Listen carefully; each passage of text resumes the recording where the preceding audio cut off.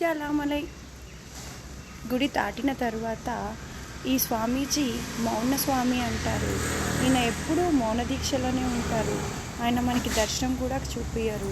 ఆయన ఫేస్ అటు side turn చేసుకొని కూర్చుంటారు. ఈయన గురించి నాకు కరెక్ట్గా తెలీదు. యూట్యూబ్లో సెర్చ్ చేస్తేనే తెలుస్తుంది. చూడాలి, నాకు కూడా ఈయన గురించి చదవాలి. ఈయన స్వామీజీ ఇవి టైమింగ్స్ మార్నింగ్ నుంచి ఈవినింగ్ వరకు.